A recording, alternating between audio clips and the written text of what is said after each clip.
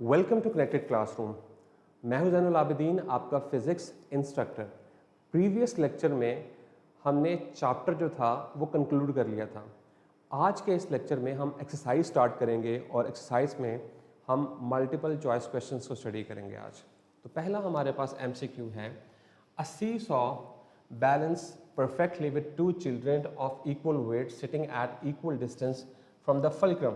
If one child moves closer to the fulcrum, तो situation कुछ इस तरह से है कि ये हमारे पास सीसॉ है और ये हमारे पास ये जो पिवट पॉइंट होता है उसको फल्क्रम भी कहा जाता है।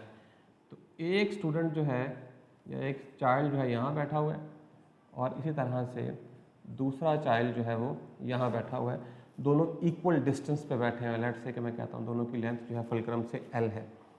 अब हुआ क्या कि जैसे ही एक बच्चा यानी कि ये वाला बच्चा आगे की तरफ मूव कर गया है इस तरह से और एक अपनी जगह पर बैठा रहा है, ठीक है, इस तरह से, तो आपको पता है कि इसके आगे मूव होने की वजह से इसका मोमेंट आर्म जो है यानी ये वाली लेंथ जो है वो कम होगी। तो हमें पता है torque is equals to L into F यानी मोमेंट आर्म इंटू फोर्स। तो अगर ये L कम होगा, मोमेंट आर्म कम होगा, टॉर्क क्या हो जाएगा कम, तो ये वाला जो बच्चा है ये टिप डाउनवर्ड कर जाएगा। ओके, तो सीसा जो है वो ये जो फर्दर अवे बच्चा बैठा हुआ है ये नीचे की तरफ आ जाएगा और ये ऊपर की तरफ लिफ्ट हो जाएगा कुछ इस तरह से, यानी कि इन अ सेंस ये बच्चा नीचे आ जाएगा इस तरह से और ये बच्चा जो आगे आया था ये ऊपर की तरफ चला जाएगा। तो आंसर क्या बन सकता है हमारा, द सीसॉ रिमेन्स बैलेंस। तो बैलेंस तो नहीं रहेगा। The seesaw tip towards the end child who moves closer. तो क्या इस तरफ टिप हुआ है जो बच्चा आगे चला गया था? No, the seesaw tips towards the child who stayed further away. जो फर्दर अवे दूर था बच्चा उसके लिए क्या हुआ है कि वो टिप हो गया। Okay, the seesaw topples. तो क्या सीसॉ टॉपल कर गया? नो, तो इसका करेक्ट ऑप्शन है सी। ऑलराइट, तो इस तरह से आप इसको एक्सप्लेन कर सकते हैं। ओके, नंबर 2 है, when line of action of applied force passes through its pivot point, then moment of force acting on the body is। तो टॉर्क क्या होगा? लेट्स से, तो मैंने आपको बताया था कि अगर इस तरह से हमारे पास स्पैनर है, इस तरह से हमारे पास स्पैनर है, ओके, तो अगर मैं इस पॉइंट पे फोर्स अप्लाई करूंगा तो इसमें किसी किस्म का टॉर्क या मोमेंट प्रोड्यूस नहीं होगा। तो इसका मतलब है कि जो हमारे पास मोमेंट प्रोड्यूस होगा वो क्या होगा? जीरो। ठीक है, इसकी एक और एक्सप्लेनेशन भी है कि आपको पता है टॉर्क बराबर होता है L इंटू एफ। तो जब पिवट पॉइंट पे फोर्स एक्ट करेगी तो हमारे पास L क्या हो जाएगा? जीरो, तो टॉर्क क्या हो जाएगा? जीरो। ऑलराइट, इसका सही ऑप्शन क्या है? सी। ओके, क्वेश्चन नंबर 3 है, if a body is at rest or moving with uniform rotational velocity. या तो बॉडी रेस्ट पे है या वो रोटेट कर रही है, उसकी वेलोसिटी यूनिफॉर्म है, then torque acting on the body will be. तो आपने बताना है कि टॉर्क उस पर क्या होगा। तो आपको पता है कि अगर बॉडी रेस्ट पे है तो उसका टॉर्क जीरो है। अगर बॉडी यूनिफॉर्म स्पीड के साथ मूव कर रही है, यूनिफॉर्म रोटेशनल वेलोसिटी के साथ मूव कर रही है, तो इसका मतलब है कि उस पर कोई एक्सटर्नल टॉर्क एक्ट नहीं कर रहा। तो यहाँ पे जो हमारे पास करेक्ट ऑप्शन होगा कि उसका जो टॉर्क होगा वो क्या होगा? जीरो। क्योंकि जिस तरह आपको पता है कि अगर फोर्स अप्लाई होती है तो उसमें एक्सेलरेशन प्रोड्यूस होता है, लीनियर एक्सेलरेशन। इसी तरह टॉर्क अप्लाई होता है तो एंगुलर एक्सेलरेशन जो है वो प्रोड्यूस होता है। लेकिन चूंकि बॉडी कांस्टेंट रोटेशनल वेलोसिटी के साथ मूव कर रही है, उसका एक्सेलरेशन क्या होगा? जीरो। इसका मतलब टॉर्क भी जीरो होगा। ऑलराइट, ओके, नेक्स्ट देखें, a uniformly rotating fan is said to be. एक फैन जो है वो यूनिफॉर्मली रोटेट कर रहा है, तो इसका मतलब है पहली बात तो ये है कि वो रेस्ट पे नहीं है, वो रोटेट कर रहा है, तो वो डायनामिक मोशन में है। ठीक है, तो आपने बताना है कि स्टैटिक इक्विलिब्रियम में है, नो, डायनामिक इक्विलिब्रियम ओनली, ठीक है, या both in static and dynamic, या नॉट इन इक्विलिब्रियम। तो अगर वो यूनिफॉर्मली मूव कर रहा है तो वो डायनामिक इक्विलिब्रियम में है। ऑलराइट, ये हमने पढ़ रखा है। ओके, क्वेश्चन नंबर 6 है, you throw a weighted fish net into a calm lake. आपके पास एक लेक है, उसमें आपने नेट फेंका है As the net sinks, it fully opens underwater, spreading out its mesh evenly. Compared to the moment it left on your hand, where is the net center of mass? इस बात को समझिएगा, जब मेरे हाथ में नेट था तो मैंने उसे क्या किया हुआ था, फोल्ड, ठीक है। लेट से कि मैंने इस तरह से उसको क्या किया हुआ था, फोल्ड किया हुआ था, तो नेट जो था वो फोल्डेड फॉर्म में था इस तरह से, ठीक है। तो अगर फोल्डेड फॉर्म में था तो आपको इस बात का पता है कि इसका जो सेंटर ऑफ मास होगा वो क्या होगा, एग्जैक्टली सेंटर में, ठीक है। जैसे ही मैं इसको लेक पे थ्रो करूँगा तो ये जो इसका मैश बना हुआ है, ये जब एक्सपैंड करेगा तो ये मैश खुल जाएगा। तो क्या होगा, ये कुछ इस तरह से होगा, ये एक्सपैंड करेगा। एक्सपैंड कैसे करेगा, ये देखें, ये सेंटर होगा, ठीक है, इस तरह से।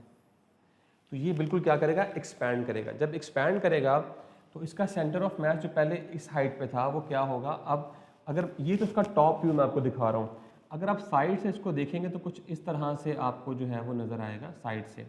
तो साइड पे देखिएगा कि पहले इसका सेंटर ऑफ मास क्या था, कहाँ था, इतनी हाइट पे था। अब इसका सेंटर ऑफ मास देखें कितना लोअर डाउन हो चुका है। ये टॉप व्यू है और अगर आप इसे साइड से देखेंगे तो कुछ इस तरह से नज़र आएगा। तो इसका मतलब है कि higher in the water column, no, water column में हायर नहीं था। Lower in the water column, yes, आपने देखा कि जैसे ही उसका मैश खत्म हुआ तो उसका सेंटर ऑफ मैश जो था वो क्या किया है, डाउनवर्ड आ गया, फॉल कर गया है, क्योंकि वो सारे का सारा ओपन हो चुका है। और उसके बाद at the same depth, no, unchanged, no, इसका करेक्ट ऑप्शन जो है वो बी है, lower in the water column. Okay, next move करते हैं, just a minute. A tight rope walker is carrying a long pole while walking across a rope. आपको पता है कि जब भी पोल वॉकर्स जो हैं वो वॉक करते हैं तो आपको पता है कि उनके पास जो है एक लंबी सी स्टिक होती है जिसको पकड़ के वो क्या करते हैं, रोप के ऊपर वॉक करते हैं। अब रोप के ऊपर ये क्यों पकड़ते हैं, इससे क्या होता है कि जितनी लॉन्गर स्टिक होगी उतना ही ज़्यादा वो स्टेबल होंगे।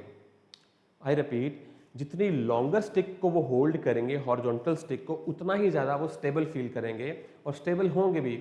तो ओके, अब लॉन्गर स्टिक से होता क्या है, लॉन्गर स्टिक से ये होता है कि उनका मोमेंट ऑफ इनर्शिया, जो कि हमारी बुक में कॉन्सेप्ट नहीं है, यानी कि आप समझ लें जिस तरह लीनियर इनर्शिया की बात करते हैं हम लोग कि बॉडी अगर रेस्ट में है तो रेस्ट में रहना चाहती है, अगर बॉडी मूव कर रही है तो मूव करना चाहती है। इसी तरह से मोमेंट ऑफ इनर्शिया या रोटेशनल इनर्शिया भी होता है एंगुलर मोशन में।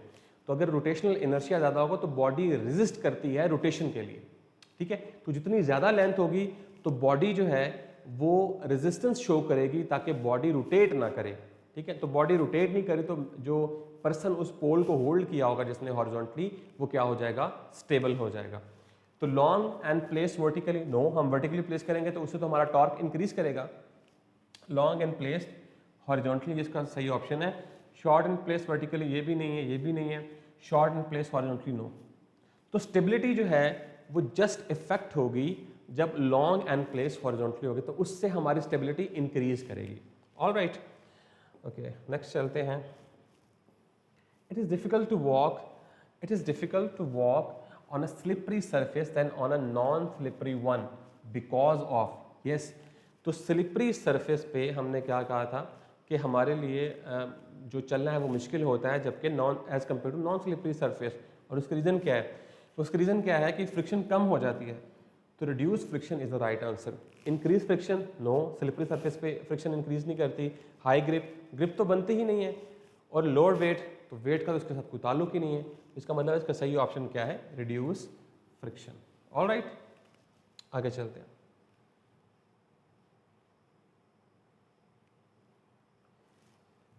Yes, for an object moving with terminal velocity it's acceleration. तो जब मैंने टर्मिनल वेलोसिटी आपको पढ़ाई थी तो मैंने आपसे ये कहा था कि ये मैक्सिमम कांस्टेंट वेलोसिटी होती है। तो जब कांस्टेंट वेलोसिटी होगी तो उसका एक्सेलरेशन क्या होगा, ज़ीरो। तो आपने बताना है कि एक्सेलरेशन क्या होगा, ज़ीरो।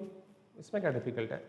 ओके, नेक्स्ट देखें, the correct order of comparison for the terminal speed of the rain drop. Rain drop आपको पता है कि जो हमारे पास बारिश होती है उसका जो एक कतरा होता है उसको रेन ड्रॉप कहते हैं। स्नोफ्लेक ये जो हल्की हल्के पार्टिकल्स होते हैं, फ्लेक्स होते हैं स्नो के जो उड़ रहे होते हैं जहाँ पे बर्फ़बारी हो रही होती है, आपने अक्सर महसूस किया होगा। और नेक्स्ट है हेलस्टोन। हेलस्टोन कहते हैं आइस बॉल्स। तो आपने देखा था कि रिसेंटली इस्लामाबाद में बहुत बड़े डायमीटर के जो आइस बॉल्स थे वो फॉल किए थे, जिसे हम यालाबारी भी कहते हैं, इसे हम हेलस्टोन कहते हैं। तो उसने हमसे पूछा है कि आपने करेक्ट ऑर्डर बताना है कि इनमें से कौन ज़्यादा टर्मिनल वेलोसिटी को अटेन करेगा और कौन कम को करेगा। तो आपने याद रखना है कि टर्मिनल वेलोसिटी जो है प्रोपोर्शनल टू मैस। जिसका मैस ज़्यादा होगा उसका वेट ज़्यादा होगा, जिसका वेट ज़्यादा होगा वो ज़्यादा टर्मिनल वेलोसिटी को क्या करेगा, अटेन करेगा। तो हम ऑर्डर देखते हैं, क्या रेन ड्रॉप की ज़्यादा होती है टर्मिनल वेलोसिटी स्नोफ्लेक से? बिल्कुल ठीक है, लेकिन स्नोफ्लेक की हेलस्टोन से ज़्यादा नहीं होती, तो इसका मतलब ये ऑप्शन करेक्ट है, मतलब इनकरेक्ट है। आगे देखें, हेलस्टोन की टर्मिनल वेलोसिटी रेन ड्रॉप से ज़्यादा है, बिल्कुल ठीक है, और रेन ड्रॉप की स्नोफ्लेक से ज़्यादा है, तो ये ऑप्शन ठीक है। तीसरा देख लेते हैं, स्नोफ्लेक की ज़्यादा है रेन ड्रॉप से, ये गलत है क्योंकि स्नोफ्लेक का मैस कम होता है। रेन ड्रॉप की बराबर है, नो, क्योंकि स्नोफ्लेक का मैस जो है वो रेन ड्रॉप से कम होता है, इसके बराबर तो हो ही नहीं सकता, इसलिए टर्मिनल वेलोसिटी भी आपस में इक्वल नहीं हो सकती। तो इसका करेक्ट ऑप्शन जो है that is beta, B. Okay, 11 देखें, you are trying to loosen a nut using a spanner. आपके पास एक स्पैनर है और आप उससे नट लूज करना चाह रहे हैं, but it is not working. इसका मतलब है कि वो आप उस स्पैनर की मदद से नट को ओपन नहीं कर पा रहे। In order to open the nut you need to, तो आपको क्या करना पड़ेगा? अक्सर आपने अगर कार सर्विस सेंटर्स का विजिट किया हो तो वहाँ पे जब वो गाड़ी के टायर्स को ओपन करने की कोशिश करते हैं, उनके जो व्हील्स के नट्स को ओपन करने की कोशिश करते हैं, तो वो क्या करते हैं, स्पैनर के अंदर पीछे से एक रॉड अटैच करते हैं, जिससे क्या होता है, स्पैनर की लेंथ इंक्रीज होती है। जब स्पैनर की लेंथ इंक्रीज होती है तो मोमेंट आर्म इंक्रीज होता है। तो आपको इस बात का पता होना चाहिए कि torque is equals to F D, यानी कि मोमेंट आर्म और फोर्स। अगर मैं मोमेंट आर्म को बढ़ा दूंगा तो मुझे कम फोर्स अप्लाई करनी पड़ेगी सेम टॉर्क प्रोवाइड करने के लिए। तो उससे लेंथ को बढ़ाने से आपको कम फोर्स अप्लाई करनी पड़ती है, लेकिन टॉर्क उतने का उतना ही रहता है और उससे आप आसानी के साथ जो है वो नट को लूज कर सकते हैं। तो अब क्या करेंगे, insert a pipe to increase the length of spanner, ये ठीक बात है। Use spanner smaller length, no, उससे तो आपको फिर मजीद फोर्स लगानी पड़ेगी। Use plastic and short spanner, no, वो तो टूट जाएगा फोर्स अप्लाई करने से। टायर ऑफ विद स्पैनर, इसका तो कोई ताल्लुक नहीं बनता इसके साथ, ठीक है। 12 देखें, the force that always changes direction of velocity, ऐसी फोर्स जो कि डायरेक्शन को चेंज करती है बट नॉट इट्स मैग्नीट्यूड। आपको याद होगा कि जब भी कोई चीज़ हम सर्कल में मूव करवाते हैं तो आपको इस बात का पता है कि एक फोर्स एक्ट करती है जिसे हम सेंट्रीपिटल फोर्स कहते हैं, और वो फोर्स सिर्फ और सिर्फ क्या करती है, वेलोसिटी की डायरेक्शन को चेंज करती है, और इसकी वेलोसिटी और इसकी मैग्नीट्यूड को चेंज नहीं करती, जैसे मैंने आपको यूनिफॉर्म सर्कुलर मोशन में बताया था, ठीक है। तो उस फोर्स को हम क्या कहते हैं जी, उस फोर्स को हम ग्रेविटेशनल फोर्स कहते हैं, इलेक्ट्रिक फोर्स कहते हैं, centripetal, yes. So C is our correct option. All right, okay. The reason that a car moving on a horizontal road gets thrown out of the road while taking a turn, आपने अक्सर देखा है कि जो sharp turns होते हैं, अगर वहाँ पे हाई स्पीड के साथ गाड़ी टर्न लेने की कोशिश करे तो अक्सर टोपल हो जाती है, मतलब कि वो रोल डाउन होके मतलब कि बाहर निकल जाती है रोड की जो सरफेस होती है। उसकी रीज़न क्या होती है? उसकी रीज़न ये होती है कि उसको नेसेसरी जो है वो सेंट्रीपिटल फोर्स प्रोवाइड नहीं की गई। The reaction of the ground, no.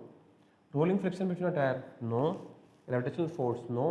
तो lack of sufficient centripetal force, उसकी रीज़न ये है कि अगर हमने उसको टॉपल ओवर होने से बचाना है तो गाड़ी के टायर और रोड के दरमियान में जो फ्रिक्शन मौजूद है, अगर बैंकिंग नहीं है तो गाड़ी को क्या करना पड़ेगा कि वो फ्रिक्शनल फोर्स इतनी सेंट्रीपिटल फोर्स प्रोवाइड करे जिसकी वजह से गाड़ी जो है वो इजीली टर्न ले सके, अदरवाइज वो उस ट्रैक से बाहर निकल जाएगी।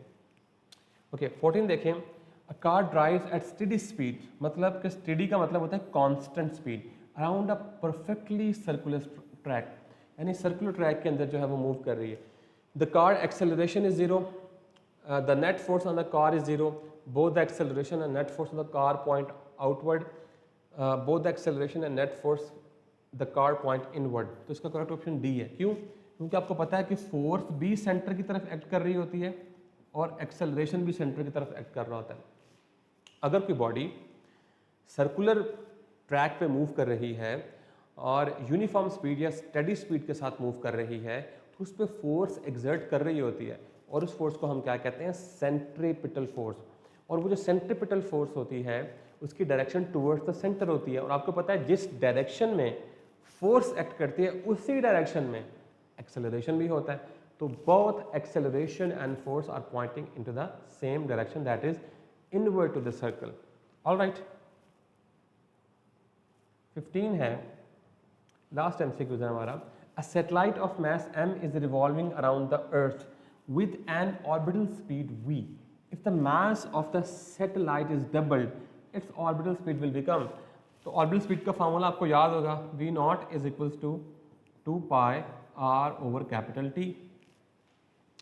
तो आपको क्या इस फॉर्मूले में mass of satellite का कोई फैक्टर नजर आ रहा है? नहीं नजर आ रहा, क्योंकि यहाँ पे mass तो है ही नहीं। इसका मतलब है कि आप सैटेलाइट का मैस जितना मर्जी बढ़ाते जाएं उससे ऑर्बिटल वेलोसिटी के ऊपर कोई फ़र्क नहीं पड़ेगा। तो मैस बढ़ाने से हमारी ऑर्बिटल वेलोसिटी जो है ना डबल हो रही है, ना हाफ हो रही है, ना 1/4 हो रही है, बल्कि सेम रह रही है। ठीक है, यहाँ तक क्लियर है आपको? तो यहाँ तक हमारे एमसीक्यूज जो हैं वो कंप्लीट हो चुके हैं। आई होप सो कि आपने अंडरस्टैंड किया होगा कि अगर आपकी कोई क्यूरीज़ हैं तो आप लाइव क्लास ज्वाइन करके भी पूछ सकते हैं और इसके साथ साथ आप यूट्यूब की वीडियो के नीचे जो कमेंट सेक्शन होता है वहाँ पे भी अपने क्वेश्चन जो है वो रेज़ कर सकते हैं। तो मैं कोशिश करूँगा कि आपको रियल टाइम जो है वहाँ पे आंसर कर सकूँगा। To stay connected with us, this is Zainul Abidin signing of.